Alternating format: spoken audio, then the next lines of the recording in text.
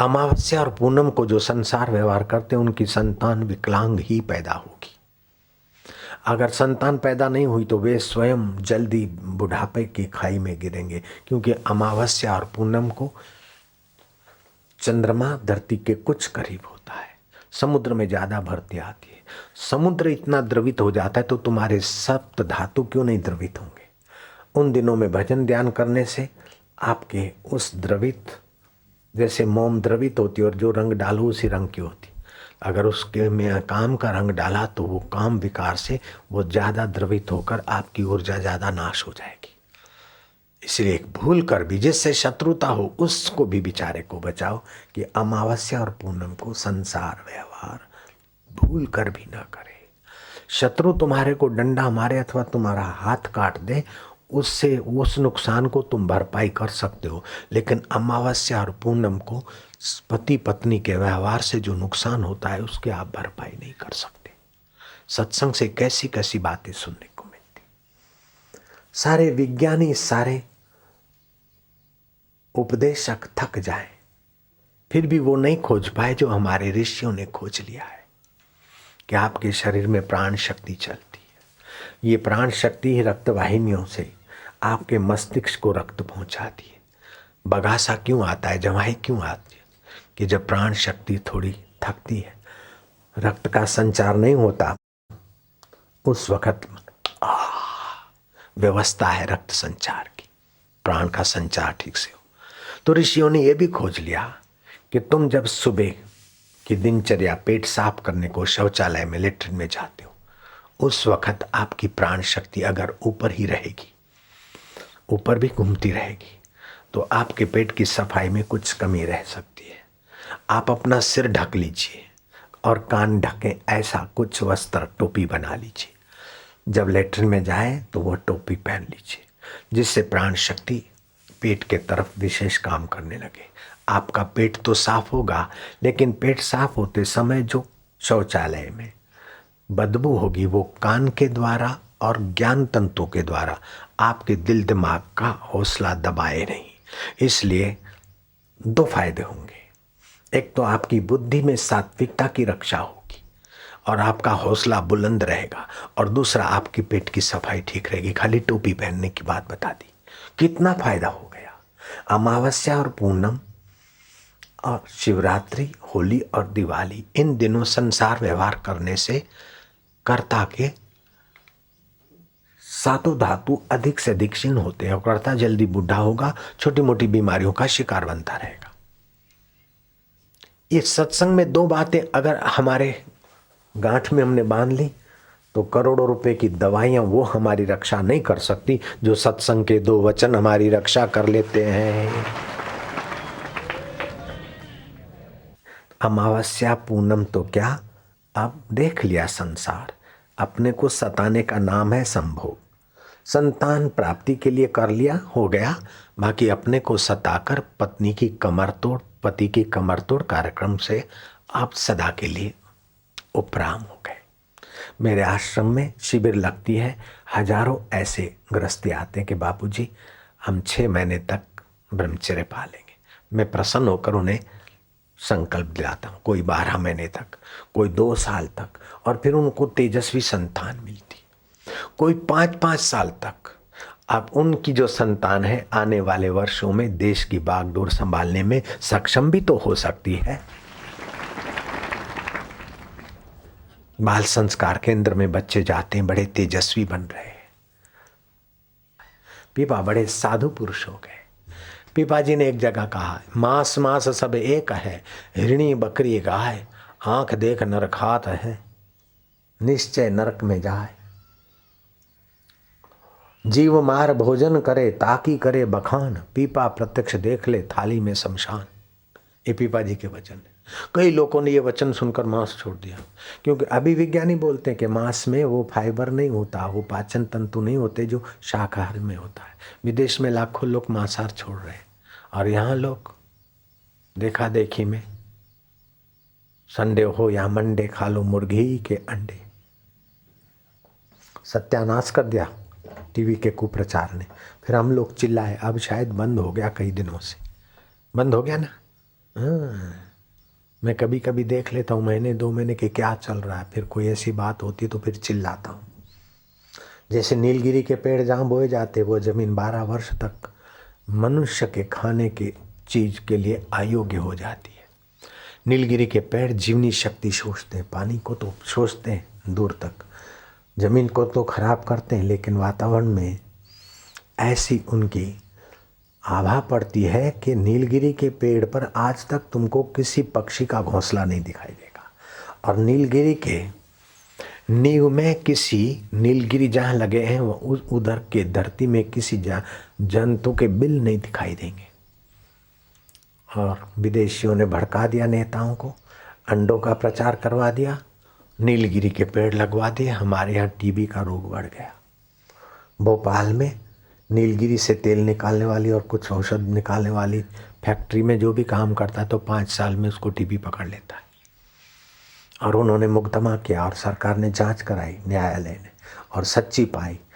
तो फिर न्यायाधीश ने हुक्म किया कि जो यहाँ पटावाला से लेकर जो भी मैनेजर तक काम करते हैं उनको मुआवजा दिया जाए। फैक्ट्री पर वो जुर्म कर दिया, आदेश दे दिया फैक्ट्री को। जब फैक्ट्री में नीलगिरी क्या है जहाँ लकड़ियाँ कटती और जो कुछ बनता है उधर की हवा इतना नुकसान करती है, तो हमारे घर के इर्द गिर्द हो तो नीलगिरी कटवा दो। मैं तो हरियाणा सरकार को धन्यवाद दूंगा, उन्होंने नीलगिरी उन्मूलन का कार्यक्रम चालू कर दिया। अब राजस्थान को सरकार को भी धन्यवाद देने का मैं इंतजार कर रहा हूँ। मैंने पत्र तो भेज दिए, गुजरात सरकार को भी मैंने कहा और उन्होंने भी मेरी बात मान ली। नीलगिरी की जगह पर पीपल की हवा 24 कलाक ऑक्सीजन देती है। पत्रकार ये सेवा करने में हिम्मत दिखाएंगे, शाबाश है। जनता जनार्दन की आवाज वन मंत्री तक पहुंचाओगे, तुम्हारी आवाज तो दूर तक पहुंचती है। तो पीपल के पत्तों की ऐसी सी दवाइयां बनती है कि जो एलोपैथी से या दूसरी दवाओं से दम की बीमारी नहीं मिटती है, पीपल के पत्तों से दम की बीमारी मिटाई जा सकती है। जो बच्चे बोंदू हैं पढ़ने में अथवा मनोबल में, वो पीपल के पेड़ को स्पर्श करें और वहाँ थोड़े लंबे सांस ले, मनोबल बढ़ जाएगा, बुद्धि बल विकसित हो जाएगा। जिसको हार्ट की तकलीफ है वो पीपल के पेड़ को स्पर्श करे और थोड़ी देर वहाँ लंबे सांस ले, 10-5 सेव फल खाए, हार्ट का प्रॉब्लम सॉल्व होने में मदद मिलती है। और तो कई दवाइयाँ, जिसको गर्मी चढ़ गई है, मासिक अधिक आता है, अनियमित आता है, पीपल के कुछ टूटी फूटी जो लकड़ियाँ हैं, पत्ते हैं, फल हैं, वो कूट के रात को भिगो दे, सुबह उसे काढ़ के काढ़ा बना के थोड़ा सा शरबत में अथवा किसी वस्तु में वो डाल दे। वो शरबत या वो वस्तु थोड़ा थोड़ा लिया करे तो जो भी शरीर में खोटी गर्मी है, आँखों की जलन है, गायब हो जाएगी। बाजारू शरबतों में हज़ारों रुपया खर्च करो, वो फ़ायदा नहीं हो सकता है जितना आप घर में शरबत बना लो। खाली पीपल की 100-200 ग्राम गिरी हुई लकड़ी, पीपल, हरे पीपल को काटना मना है, पाप है। जो भी लकड़ियाँ गिरती हैं, जो सूखा हुआ पीपल है, कई पीपल के पेड़ जंगलात वाले बेचते भी हैं, उसमें से पेड़ की लकड़ी से बना हुआ गिलास, उसमें रखा हुआ रात का पानी बच्चा पीता है तो उसकी स्मरण शक्ति जोरदार होती। हमने तो लाखों रुपए के गिलास बनवाए और लोगों तक पहुंचवाए, मुफ्त में नहीं, लाखों रुपए में बेचे। लोग 25-25 रुपया देकर पीपल के, 20-20 रुपया देकर, 20 या 25 जो होगा देकर वो पीपल के लकड़ी से बना हुआ गिलास लेते थे। तो अब गिलास कौन बनवाए, ये हमारे को तो बहुत विस्तार हुआ, इसे बंद करा दिया।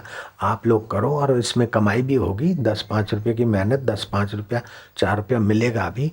पीपल के गिलास, खाली गिलास में रखा हुआ पानी रात का सुबह पीने से कितनी भी आंखें जलती हो, मासिक धर्म पित्त के कारण बढ़ा हो, पित्त की कोई भी बीमारी हो, पीपल के गिलास में रखे हुए, पीपल की पुरानी मतलब कुदरती ढंग से पीपल गिरा हो, हरा पीपल गिरा कर गिलास बनवाना पाप है।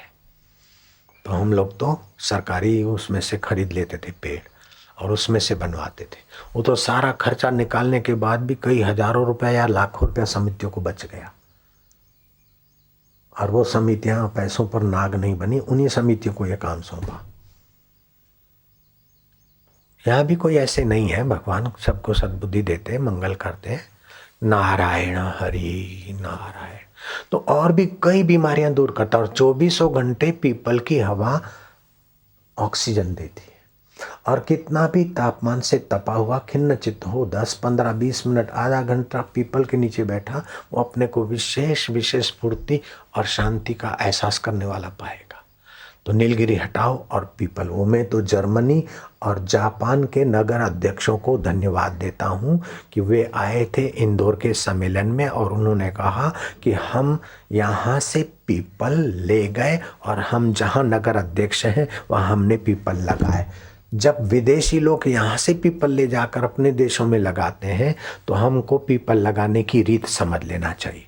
एक तो पीपल के पौधे होते, दूसरा क्या होता है कि पीपल के जो डाले हैं उनको 2 इंच उनकी खाल को थोड़ा खुरेद दें और फिर 100 ग्राम लकड़ी का बूरा, 50 ग्राम खाद और 50 ग्राम मिट्टी, 200 ग्राम का बना हुआ मिट्टी का ये घोल वहाँ लगा दें, प्लास्टिक की पट्टी बांध दें। 15 दिन रखें तो वहाँ से जड़ें फूटेगी, जटाएं फूटेगी। वो एक पीपल में से 100 डाले बड़े बड़े आपको पीपल के रूप में लगाने में सुविधा हो जाएगी। हमने अपने आश्रम के जो भी पीपल थे उसमें से ऐसी कलमें लगाई और अभी तो बहुत जगह सरकारी सड़कों पर भी हमने आश्रम की तरफ से पीपल लगवा लिए।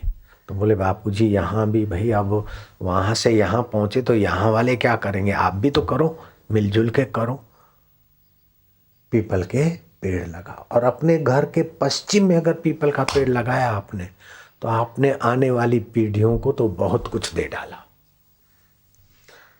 शास्त्रों में तो इसकी बड़ी भारी महिमा है। जो पीपल लगाता है सरोवर किनारे, नदी किनारे, देवालय अथवा पवित्र जगह पर, वो पीपल का एक पत्ता अगर गिरकर पानी में पड़ता है तो उसके एक पितर को तृप्ति होती। इतना पुण्य माना गया है। पीपल की हवा पशुओं के लिए, पक्षियों के लिए, मनुष्यों के लिए हितकारक। और नीलगिरी की हवा सभी का सत्यानाश करने वाली। नीलगिरी हटाओ पीपल लगाओ, बबूल हटाओ पीपल लगाओ। जहां देखो बाबुल बाबुल बाबुल देखते ही, और बाबुल का धुआं भी कितना नुकसानकारक। पीपल है, आंवला है। आंवले को छूने से, पीपल को छूने से एक गौ दान करने का फल होता है। स्नान किए बिना छुए तो स्नान करने का हृदय में जो स्फूर्ति और आनंद और पुण्य होता है वो पीपल और आंवले के पेड़ को छूने से होता है। अगर स्नान करके छूते हो तो 2 गौ दान करने का पुण्य आपके चित्त में फलित होता है।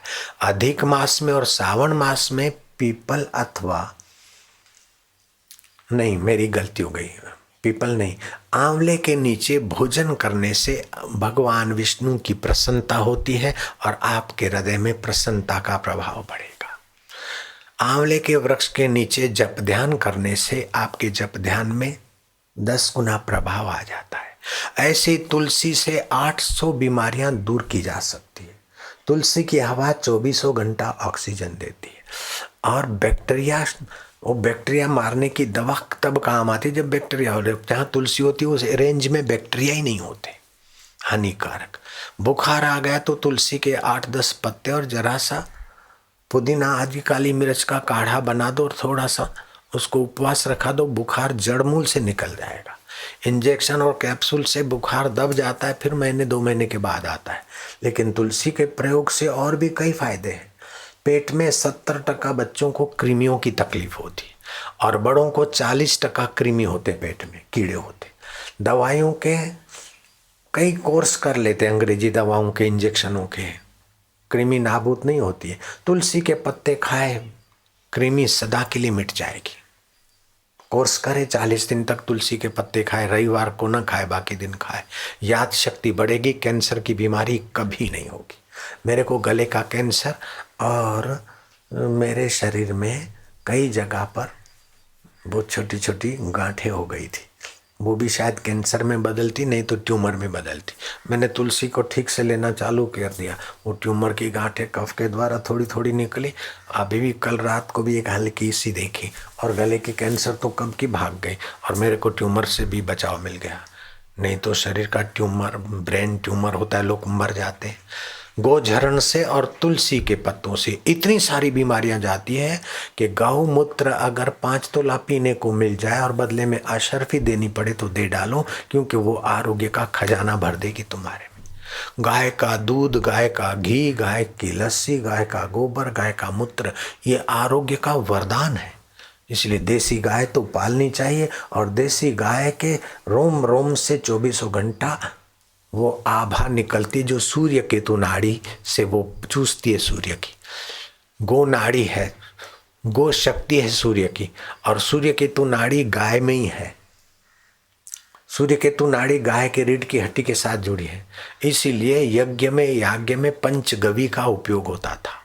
जो भी महान और तेजस्वी बनना चाहता था वो यज्ञ करता था, और यज्ञ में उसको पंचगव्य की कटोरी पिलाई जाती थी। अर्थात 8 भाग गाय का घी, 8 भाग दूध, 8 दही और 8 भाग मूत्र, और 2 भाग गाय के गोबर का रस, और 8 भाग पानी मिश्रण कर दिया और कुशा से घुमा दिया कि ये पंचगव्य से मेरे शरीर के रोग, मन के रोग और पाप ताप का शमन हो। 40 दिन पियो, 20 दिन पियो, आपके ऐसे कोई रोग नहीं जिसकी जड़ें न कट जाए। हम लोग गाय के दूध को, पंचगव्य को भूल गए और इंजेक्शन और ऑपरेशन कराते अस्पतालों में लाखों नहीं, करोड़ों नहीं, अरबों रुपए चट हो गए। अस्पतालें भरी की भरी और लोग भी रोगों से भरे के भरे। एक ऑपरेशन हुआ, दूसरा हुआ, तीसरा हुआ। अब इन्होंने ऑपरेशन कराया तो मैंने इनको कहा तुम गोझरण पी लेना। आपके राजस्थान के भूतपूर्व मुख्यमंत्री अभी जो उपप्रधानमंत्री, उपराष्ट्रपति हैं भैरव सिंह शेखावत, वो दूसरी बार जब बाईपास सर्जरी कराने को जा रहे थे तो उनकी बेटी मेरे को पिताजी मानती। तो बोले बापूजी आप मेरे पिता हो, मुझे मुख्यमंत्री नहीं, मेरे पिता भैरव सिंह का। वो अपनी भाषा से उस देवी ने भगवान को, मेरे को प्रार्थना की। भगवान की दया हुई, भैरव सिंह आए। अब तीसरी बार वो कभी इनको बाईपास सर्जरी का मुंह नहीं देखना पड़ेगा, क्योंकि उनको सूझबूझ मिल गई। गोझरण पीते और बड़े ठीक ठाक। और कई जो बाईपास सर्जरी के कण हैं कई नष्ट हो जाते हैं, शौच के द्वारा निकल जाते, पता भी नहीं चलता। आपने बचपन में केले खाए, मावा खाया, पनीर खाया, तो उससे बना हुआ कफ कुछ कण रह गए। अब आपका बुढ़ापा आया तो वो कण इकट्ठे हो गए और ब्लड सप्लाई बंद हो गया। बाईपास सर्जरी करा, वो नाड़ी काटो, दूसरी नाड़ी से खून लो। अरे उसी समय आप गोझरण पियो, अपने आप वो कफ के कण जगा कर लेंगे, बाईपास सर्जरी से बच जाओगे। और पहले जो दवाइयाँ अंग्रेजी खाई है उनका रोग भी, उनका भी कुछ न कुछ। लोग बोलते पेन किलर खाया, पेन में आराम हो गया। पेन किलर से पेन मरता नहीं है, आपको पेन की खबर देने वाले सेल्स मरते हैं और मूर्छित होते हैं। आप तो पैसे भी बर्बाद कर रहे हैं और अपनी रोग प्रतिकारक शक्ति भी बर्बाद कर रहे हैं और अपने जो ज्ञान तंतुओं के सेल्स भी बर्बाद कर रहे हैं। अंग्रेजी दवाएं इतना जुल्म करती है। थोड़ा दुख सह लो, पेन किलर से बचो। मासिक धर्म में माइयाँ गोलियां खा लेती है, उससे अभी भले थोड़ा आराम लगे, लेकिन बुढ़ापे में अथवा 4 साल के बाद 10 गुना बीमारी का शिकार बन जाओगी देवियाँ। सुबह 4 गिलास पानी ताज़ा पी लो, अपने आप 8 दिन के अंदर मासिक की कोई भी स्त्री गुप्त रोग है स्त्रियों के गायब हो जाएंगे 8 दिन के अंदर, कोई खर्चा नहीं। ताज़ा पानी पियो 4 गिलास, 1.25 लीटर। पेट की खराबियां दूर हो जाएगी, मासिक की खराबियां ठीक हो जाएगी, कब्जियत की खराबियां ठीक हो जाएगी। ऐसी बातें हैं कि हम क्या बताएं। विदेश में 10 आदमी के पीछे 7 आदमी को तो दवाइयां खाने के, इंजेक्शन लगाने के बाद, नींद की गोलियां खाने के बाद भी रात को सच्ची पक्की नींद नहीं आती। ये अंग्रेजी दवाओं ने इतना कहर मचाया। इसलिए आप तो प्राणायाम के द्वारा, आसन के द्वारा, हास्य प्रयोग के द्वारा ऐसे ही स्वस्थ रहें। और कभी थोड़ी बहुत बीमारी हो जाए तो भगवान का नाम करके रोग प्रतिकारक शक्ति बढ़ाइए। और फिर भी कोई प्रारब्ध वेग से आए तो सहन शक्ति और आयुर्वेदिक का, होम्योपैथी का, कुदरती इलाज का उपयोग करिए। काहे को बार बार जरा जरा बात पे ऑपरेशन। हाँ, एक्सीडेंट हो जाए तो फिर ऑपरेशन की बहुत ज़रूरत है तो करो। बच्चे को जन्म देने में ऑपरेशन बड़े शर्म की बात है। भीम जैसे भीम को कुंता महारानी हंसते हंसते जन्म देती है। बड़े बड़े योद्धाओं को माओ ने है बलवान बेटों को जन्म दिया है, इतने इतने मोटे मोटे है। जरा सा छुआ छाप छोरा और डॉक्टरी नर्सें दाइयाँ डरा देगी, ऐसा है माइनर ऑपरेशन कराना पड़ेगा। अब वो सुकड़ेगी, पेडू को सुकड़ाएगी तो और पीड़ा होगी, फिर मेजर ऑपरेशन हो जाता है, सीजर हो जाता है, पेट कटवा दे। कोई ज़रूरत नहीं है। झंबला झंबला झंबला ये जब करे अपने आप प्रसूति होती है। अथवा गाय, देसी गाय के गोबर का 10 मिली 10 से 12 मिली रस निकाल के दे दो। डॉक्टरों ने बोला कि जल्दी ऑपरेशन कराओ, या तो बेटा जीवित बालक जीवित रहेगा या तो माँ जीवित रहेगी, और जो भी जीवित रहेगा वो मेंटली रिटायर रहेगा। डॉक्टर फलाना ने, अहमदाबाद के फलाना डॉक्टर ने, बड़ौदा के फलाना डॉक्टर ने बापूजी ऐसा कहा है। गोधरा का रेवाचंद तेल वाला सेठ, पहले गुड़ वाला था, उसकी बहू को ऐसी तकलीफ हो गई कि वो सूझकर अप्पू बन गई थी। अप्पू तो समझते हो ना, हाथी का बच्चा बन गई थी। ऐसी बीमारी हो गई थी। तो डॉक्टरों ने कहा ये ऐसा है ऐसा ऐसा है। फिर मेरा संपर्क किया और मैंने टेलीफोन से खबर पहुंचाई कि कोई ज़रूरत नहीं है, गाय के गोबर का रस दे दो अपने आप ठीक होता है। तो मोटी हो तो 15 और पतली हो तो 10, बीच की हो तो बीच का। गोबर का ताज़ा रस कपड़े से नचो के ले लिया, आधा घंटे में आराम से प्रसूति। नहीं तो 1 आध घंटा राह देखे और झमला झमला जब करे, फिर नहीं होते तो 1 डेढ़ घंटे में दूसरी बार दे दो। अपने आप बेटा भी ठीक, माँ भी ठीक और उसका बाप भी ठीक, और आप हम भी खुश हो जाएंगे। करोड़ों रुपए बच गए ऑपरेशन में और अरबों रुपए की जिंदगियां बच गई। मैं तो पत्रकारों को देखकर अंदर में ईर्ष्या करता हूँ, थोड़ी थोड़ी मधुर ईर्ष्या। मेरे गुरुजी तो सत्संग की पुस्तकें गांव गांव बांटते जाके हिमालय में, नैनीताल के जंगलों में।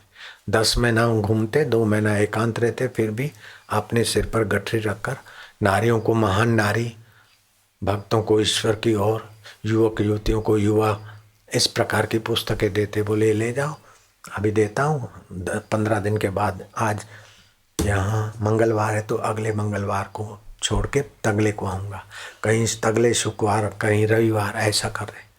तो सिर पर गठरी उठाकर जाकर लोगों को सत्संग सुनाने की सेवा करते। और ये बेटे लिख लिया, भेज दिया, हजारों लोगों के यहाँ घर बैठे सत्संग सुनाने का पुण्य कमा रहे हैं मुफ्त में। सांवलिया सेठरी। और जहाँ जहाँ सत्संग की बातें आती और संत का फोटो आते तो वो अखबार लोग पढ़कर फेंकते नहीं। सत्संगी लोग तो उसको तो रखते हैं। अभी जाके चंडीगढ़ में जांच करो, कितनों के पूजा के घर में अथवा कितनों के तिजोरियों में उन दिनों की अखबार हैं जिन दिनों में चंडीगढ़ में सत्संग हुआ। चाहे वो भास्कर, दैनिक भास्कर हो, चाहे दूसरी कोई किताब हो, अखबार हो, सभी अखबारें सत्संगियों और सत्संग से रहित लोगों के वहाँ भी मिलेगी, क्योंकि ऐसे से नुस्खे दूसरे कहाँ मिलेंगे। और बापू के प्रयोग किए हुए हैं। और मैं आपको जो भी बात बोलूँगा, इधर उधर से गप लगाने वाली बात से हमारा कोई लेन देन नहीं होता। बिल्कुल शास्त्रीय बात और प्रयोग से सच्ची साबित हो वो बात होती। इसलिए हमारी बात को तो लोग कैसेटों के द्वारा, पुस्तकों के द्वारा, अखबार के द्वारा खूब आदर से संभाल के रखते हैं।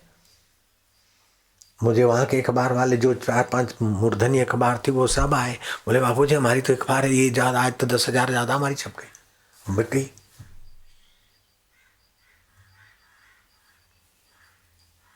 तो इसीलिए मेरे को इन पर थोड़ी मधुर ईर्ष्या होती है कि हमारे गुरुजी को इतनी मेहनत करनी पड़े और ये बैठे तो कि बाप जी अब तो हम तर गए, संत बोलते बैठे तो अब हम तो इस बहाने भी हो गए भगवान के। बोलो सांवलिया सेठरी। मैं तो गुरुजी के चरणों में गया और वर्षों तक ताकता रहा कि गुरुजी कब मुझे बेटा कहे। और एक बार जब बेटा कहे तो मैं अपना होश भूल गया था, ऐसा बन गया था। ये तो मुफ्त में बस कोई साथ फेरा फिरता है नहीं तो शादी मानी जाती है। फिर भी कभी झगड़े होते रहते और एक देर सवेर एक दूसरे को छोड़ के चले जाते। सरदार सरदारनी 4 फेरे फिरते तो शादी मानी जाती है। उसमें भी झगड़े होते रहते हैं और एक दूसरे को छोड़ के मरते हैं। लवर लवरियाँ रजिस्टर मैरिज करते हैं, उसमें तो ज्वालामुखी फूटते रहते और एक दूसरे को छोड़ के आधे में ही मर जाते। लेकिन अभी यहाँ तुम्हारा और भगवान का संबंध न 4 फेरे से है, न रजिस्टर मैरिज से है, न 7 फेरे। बिन फेरे हम तेरे। तो अभी जब हाथ उठाओगे ना, तो आज से तुम्हारे बिन फेरे तेरे का फेरे फिरा देता हूँ। बिना फेरे के फेरे 84 जन्म के फेरे मिटा दे, इसलिए हाथ ऊपर करवाऊंगा और जोर से खुशी मनाना, हंसना है। ओम हरि ओम हरि ओम हरि ओम हरि ओम हरि ओम हरि ओम हरि ओम। अभी हाथ ऊपर नहीं करेंगे। ओम हरि ओम हरि ओम हरि ओम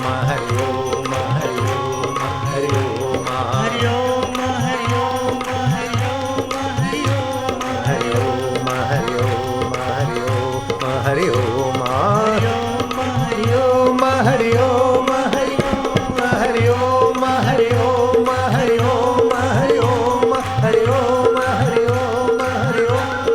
सेवक लोग भी मजा लो। ओम हरि ओम हरि ओम हरि ओम। बैठ जाओ सेवक, बिन फेरे की शादी कर लो। असली शादी करवा रहा हूँ, बैठ जाओ सेवक बेटे जल्दी। हरि ओम हरि ओम ओम हरि ओम हरि ओम हरि ओम हरि ओम हरि ओम हरि ओम हरि ओम हरि ओम हरि ओम ओम ओम ओम ओम ओम ओम हरि ओम ओम ओम ओम ओम हरि ओम ओम ओम ओम आनंद, ओम ओम ओम ओम आरोग्य, ओम ओम ओम ओम मस्ती, ओम ओम ओम ओम माधुर्य, ओम ओम ओम ओम ओम ओम शंभो। बिन फेरे हम तेरे कन्हैया, रामा श्यामा।